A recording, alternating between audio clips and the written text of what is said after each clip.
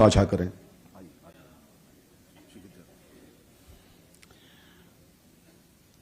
परम श्रद्धेय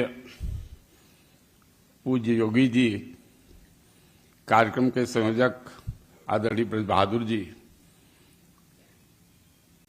हमारे उत्तर प्रदेश सरकार के वित्त मंत्री माननीय खन्ना जी, माननीय भारत जी, सम्मानित मंच और लोकतंत्र सेनानी बंधुओं और सज्जनों, मातृशक्ति, आज 50 साल के हो जाने के बाद में जब कभी सोचता हूं तो मन भावुक हो उठता है। जब लोग कहते हैं कि अरे साहब बड़ा ये हो रहा है वो हो रहा है, मित्रों आज के दिन जब इमरजेंसी रात को घोषणा हुई, लेकिन सम्मानित नेताओं को बाकी लोगों को दिन में ही बुला के बैठा लिया गया। इमरजेंसी की घोषणा बाद में हुई और जितने सीनियर्स थे, यहां तक कि जो सीपीआई को छोड़कर बाकी सभी दलों के लोग, उनके साथ अत्याचार हुए। बाबू जगजीवन राम जैसे व्यक्ति को भी हाउस अरेस्ट कर लिया गया। मोहन दारिया से लेकर के और चंद्रशेखर तक सब कांग्रेस में ही तो थे। मुझे बाद में मालूम हुआ, रात में एक दिन इस तरीके से मेरा घर घेरा गया जैसे कोई किसी डकैत को पकड़ने के लिए आए हों। रात में विद्याराम जी, विद्याराम जी, विद्याराम जी चिल्लाए लोग। तो मेरे पिताजी बहुत सीनियर एडवोकेट थे, 80 साल से ज्यादा उनकी उम्र थी। कहीं संघ वाले रातें गुना सोन देते। खैर बाद में हमने झांक के देखा, मालूम हुआ कि आगे इधर साइड में पुलिस। हम भी समझ गए भाई संघ रात को 12 बजे काहे के लिए बुलाएगा, कोई कार्यक्रम होता तो मुझे मालूम होता। उसके बाद में वहां से हम लोग किसी तरीके से निकले। सब समय बहुत कम है इसलिए पूरी बात न बता करके हम लोग निकले। और चूंकि अगले दिन हमारी एक मीटिंग थी जिसमें केंद्रीय हमारे माननीय प्रचारक स्वर्गीय माधवराव देवड़े जी और माननीय शिव प्रसाद जी जो विभाग प्रचारक थे, उनकी मीटिंग थी नैमिषारण्य में। वहां सारे कार्यकर्ताओं को पहुंचना था। हम लोग पहुंचे, किसी तरीके से भाग करके उस दिन साइड में कूद काद करके और एक साइड में दूसरे मकान में घुस गए।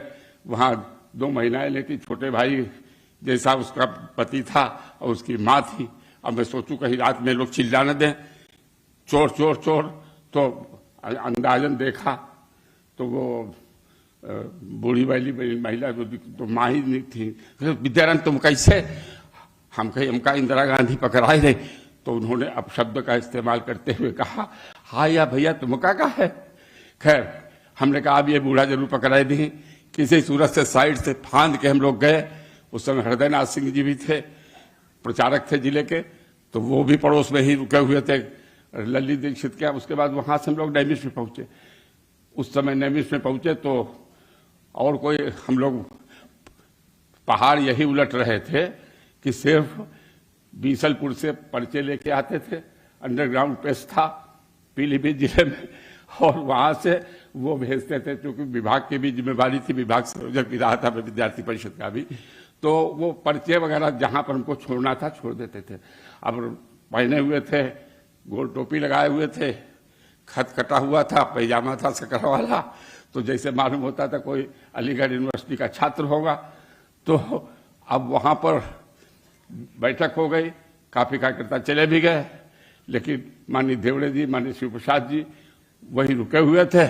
हम कुछ 10, 12, 15 नौजवान लोग निकले कि चलो भाई लालता माई दर्शन करने, चक्रतीर्थ हो लिया जाए।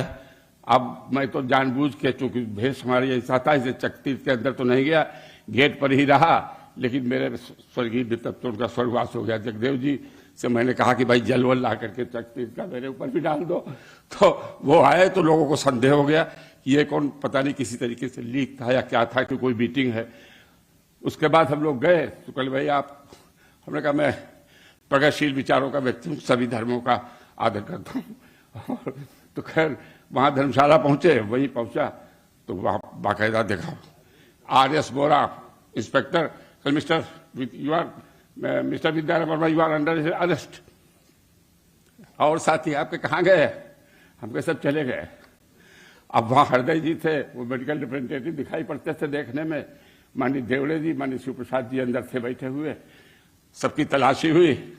आप बता, मैं माधवराव देवले। इंस्पेक्टर ने अपनी टोपी उतारी और सादर प्रणाम किया और कहने लगा, मैं नौकरी कर रहा हूं, बहुत भावुक हो गया, अब क्या करूं, मुझे संतों को भी पकड़ना पड़ रहा। उसके बाद में हम लोग सब वहीं कोतवाली में रोके गए। रात में ये स्थिति थी, हम 8-10 नौजवान थे, माननीय हृदय जी भी उस समय यंग थे।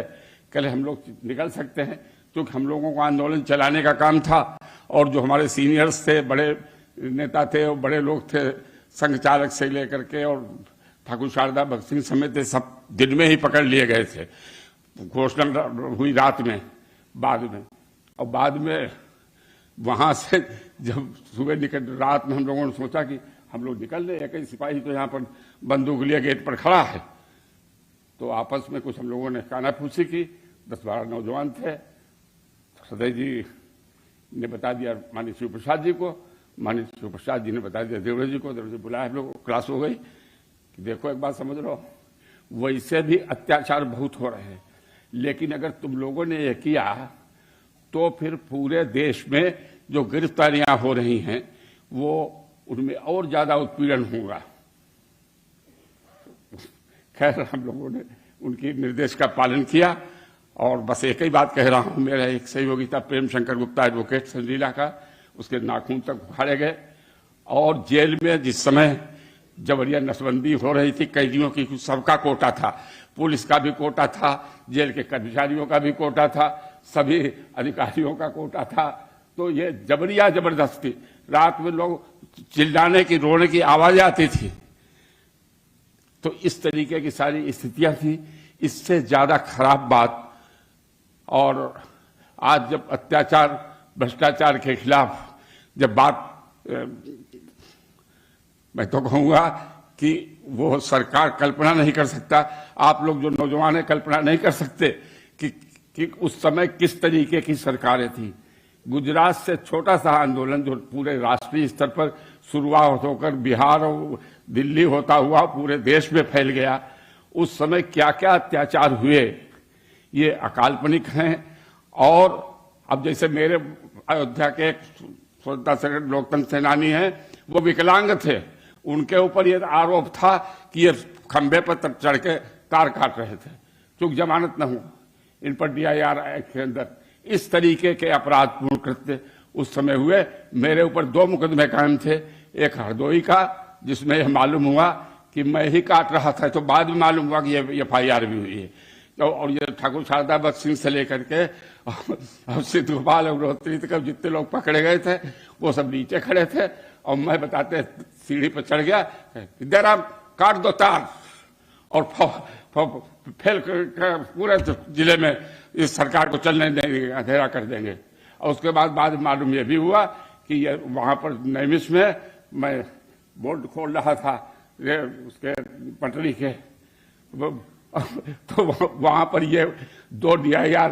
उसके बाद में जब चुनाव घोषणा हो गई और सब लोग छूटने लगे, तब मालूम हुआ कि हमारे ऊपर, हृदयनाथ सिंह जी के ऊपर मीसा सब कर दिया गया। तो 2 तो DIR के मुकदमे थे, बाद मीसा, सब फर्जी, काल्पनिक, कोई हम लोग सोच भी नहीं सकते थे। इतना अत्याचारपूर्ण बातें, उस समय की जो हालात को विचार करता हूं तो मन भावुकता से भी, और तत्कालीन अत्याचार भ्रष्टाचार, इसके खिलाफ आप यहां तक समझ लें कि तमाम जितने संत महात्मा थे उनको सबको कह दिया गया कि भाई आपके द्वारा इसको अनुशासन पर घोषित किया जाए। एक संत ने घोषित भी किया, लेकिन उन्हीं संत से जुड़े हुए माननीय जयप्रकाश नारायण थे, इन्होंने कहा नहीं, तरुणाई के साथ जो शिक्षण बदलो, समाज बदलो, भ्रष्टाचार बंद करो, अत्याचार बंद करो, तानाशाही को समाप्त करो, लोकतंत्र को जिंदा रहने दो। जो इस तरीके की लड़ाई लड़ रहे थे उन नौजवानों का साथ दिया, नेतृत्व किया, और उस समय के जो भी आज जो और लोग हैं वो कल्पना नहीं कर सकते मित्रों। तो ये एक बार पुनः मैं युगांतकारी परिवर्तन के नेता अपने माननीय योगी जी को, अपने प्रधानमंत्री जी को धन्यवाद देता हूं और विश्वास करता हूं कि निश्चय ही इस देश का स्वर्णिम युग आएगा। प्रदेश स्वर्णिम युग की ओर बढ़ रहा है। धन्यवाद। बहुत बहुत धन्यवाद आदरणीय विद्याराम वर्मा जी। और मैं अत्यंत आदर के साथ माननीय वित्त मंत्री श्री सुरेश खन्ना जी को आमंत्रित करता हूं।